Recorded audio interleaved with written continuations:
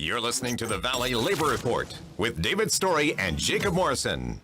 Our guest today is Vonda McDaniel. She is the president of the Nashville Labor Council.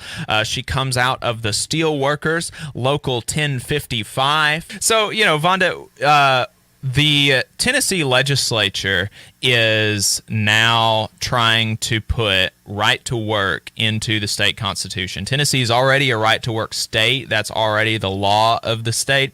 And every time I talk about right to work, I like to actually lay out kind of what it is, because there are so many folks that they've got no idea actually what right to work means. They reckon it means at will employment, perhaps, or they reckon it means that, that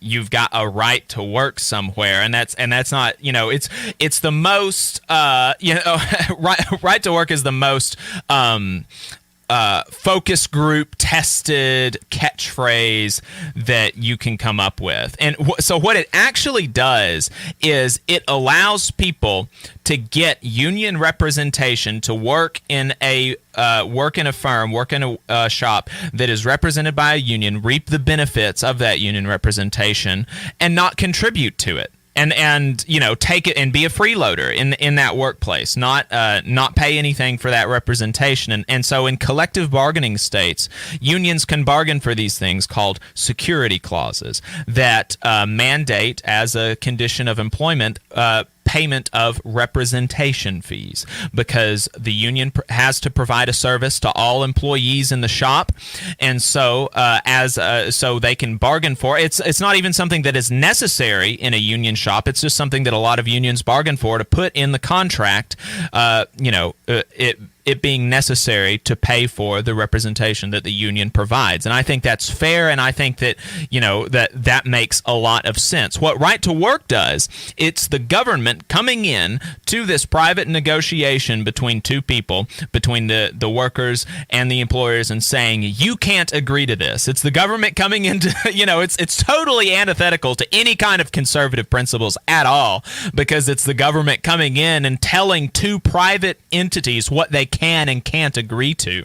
And so the reason for that is it's not a principled allegiance to conservative values. It is a principled allegiance to the destruction of worker power and to the shoring up of corporate power. It is to divide the working class. And, one of the roots of right to work can be found in Jim Crow. That one of the first right to work laws in the country was orchestrated by a person who said, the unions are going to come in and make our white women be in union with these black men, and we can't have that. I mean, that's the origin of right to work.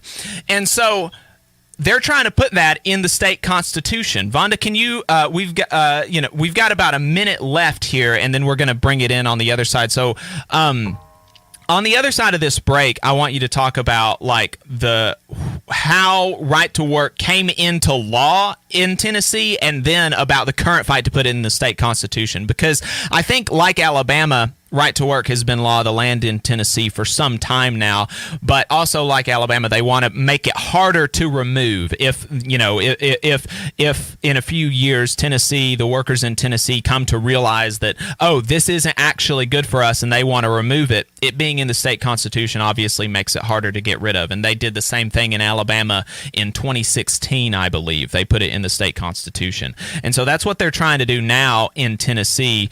I want to let you talk about the genesis of right to work as a law in Tennessee, and then the current fight to put it into the state constitution. So we're going to talk about that some on the other side of the break. So make sure you don't change your dials.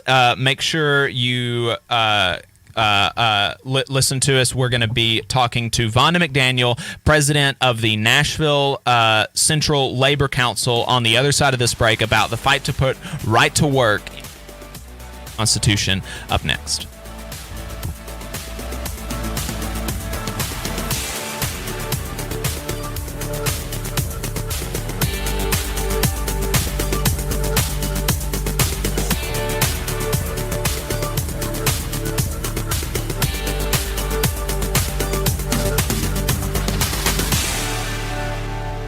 You're listening to the Valley Labor Report with David Story and Jacob Morrison.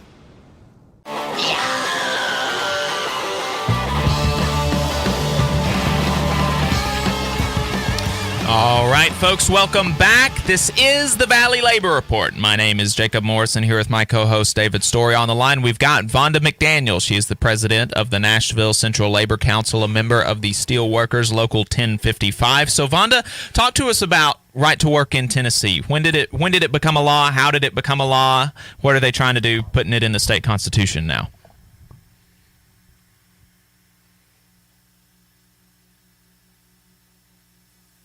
Well, David, first I want to say that you really framed and set up this conversation in a really way. You gave a lot of the background.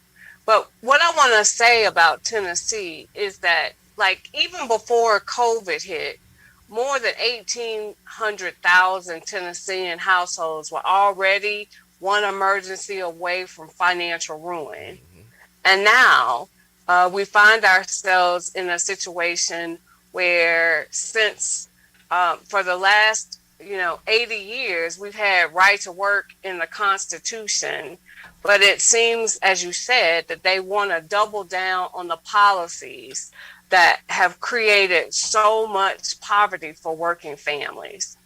And so that's what we are facing. It looks like it will pass and be on the ballot next fall with the governor's race. And so, we're really wanting to talk about it, educate folks about, right to work. It sounds good. Like you said, it is probably some of the best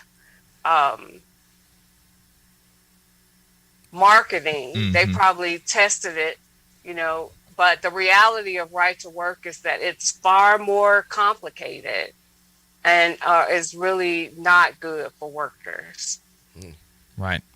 Right. That's it. Do you know what it was that actually, what was the impetus to put it in the state constitution? Because, like you said, it's been law for some time now in Tennessee, but they actually want to go so far as to put it in the Constitution. Do you what was the was there any event or was it just like, were they just bored and didn't and they couldn't think of anything else to do during this session? They couldn't think of any, there's a pandemic raging, there's people unemployed, there are, people's lost their jobs, small businesses are hurting. They couldn't think of anything else to do with this session. They were so bored, so they decided to put it in the Constitution. Was there any kind of was there any event that happened that made them want to do this right now, or was it just kind of like boredom? Well, a couple of years ago, the state legislature in Virginia proposed, it failed, but proposed of removing right to work. And Brian Kelsey, who is a senator in our state Senate, if you look at his background and who his supporters are, most of them are check cashing businesses and FedEx, which is a notoriously anti-union company, are some of his largest contributors. So this is the kind of legislation that, the folks that support him want to see. And so that's why he is moving this bill at this time, probably. Gotcha. Okay, yeah, I think, and now that you say that, I think I remember reading some things in the Tennessean or one of those papers in Tennessee about them seeing that in Virginia and being worried that that one day they could be voted out of office and that it would be as simple as passing a law to get rid of right to work in the state constitution. They wanted to make it more difficult. My announcement right up at the top. Don't forget, folks, the North Alabama DSA is holding a necessities drive this Saturday, today, and every Saturday from 3 to 5 p.m. at the IBEW Local 558 Union Hall on Clinton Avenue, right across from Yellowhammer and Campus 805 in Huntsville. So if you're in the area, you want to drop off some clothes, some non-perishable food items, blankets, PPE, then make sure you swing by the IBEW Union Hall, right across from Yellowhammer and Campus 805 from 3 to 5 p.m. this Saturday and every Saturday. All donations are forwarded to the Manor House, so you know it's going to a good place. Local folks, everybody's familiar with the Manor House. They do excellent work. Good folks over there. So follow at DSA North Alabama on Twitter for more information. If you want to see what we're up to throughout the week, get our snide quips about the news of the day, then you should follow us on social media. We're on Facebook at facebook.com/The Valley Labor Report. We're on Twitter at Labor Reporters. I'm on Twitter at JacobM_AL. David is on Twitter at Radical Unionist. That's spelled RADICL Unionist. If you missed part of the show and want to go back and watch it later, you can search YouTube for The Valley Labor Report and subscribe to our channel. You can go back and watch the full show there, and we also clip the show. We clip segments and release them throughout the week, so if you just want to see us talk about one topic, we've got a whole back catalog of stuff on YouTube. We also upload the program on more than 11 different podcasting apps, so to see if we are on your listening platform of choice, you can go to thevalleylaborreport.transistor.fm/subscribe. We've got a website now where you can buy our fantastic union-made hats. That is thevalleylaborreport.org. They're great. I love them. You should get one. And finally, if you appreciate our work and want to help us stay on the air, consider throwing us a couple dollars a month on patreon.com/thevalleylaborreport. Oh, and one more thing about the hats. We've got them in now. We've been waiting for them to come in. We bought like 100 of them. So we've got them. David brought them today in his car. And so probably today I'll be for folks that order right now today or have already ordered, I'm probably going to try to go by the post office today and go ahead and get them out just because I know that there's a lot of folks that have been waiting a really long time. So we want to make sure that we get those out as soon as possible. So if you've ordered one before or you order one today, you can expect those in the mail pretty soon. So